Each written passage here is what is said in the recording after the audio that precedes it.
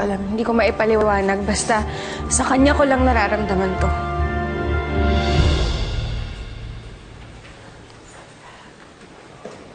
Nay, may bulaklak? Grace.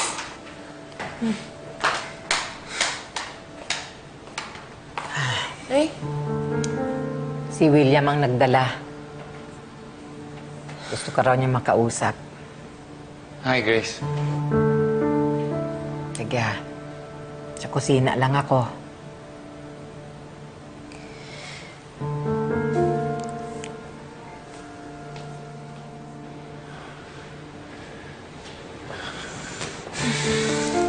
Grace. Para saan yan? I wanted to apologize for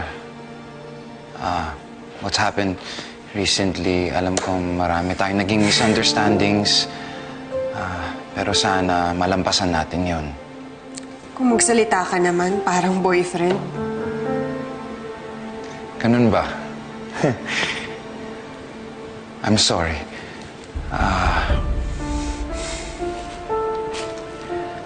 Ang gusto ko lang sabihin, sana okay na tayo.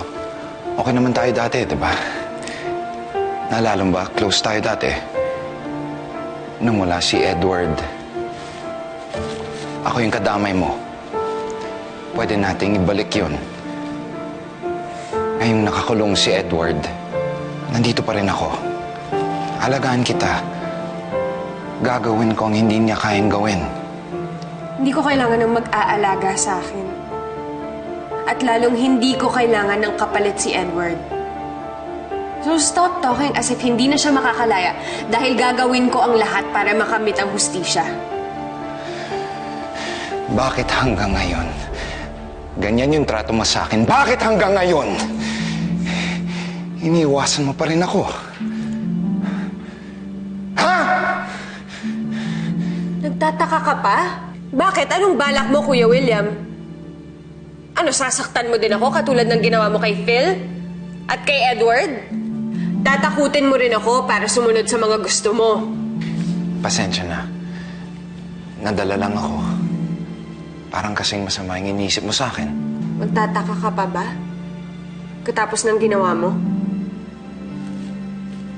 Grace naman. Kuya William, may mga tinago ka sa akin na importanteng bagay na nakaapekto kay Edward. Na hindi mo ako masisisi kung wala akong tiwala sa'yo. At hanggat hindi ko nahahanap kung sino ang nag-frame up kay Edward, wala akong pagkakatiwalaan. Yeah. Tama ka.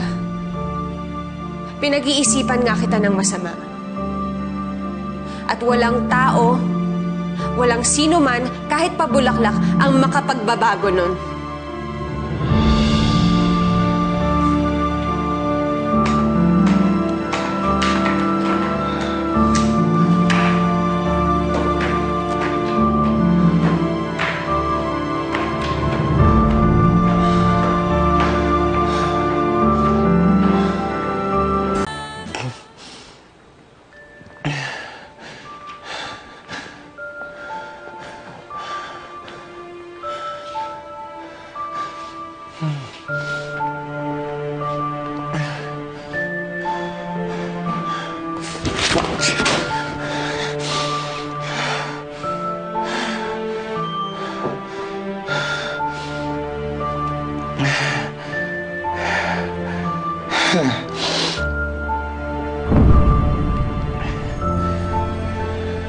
Ayan ka na naman, Grace.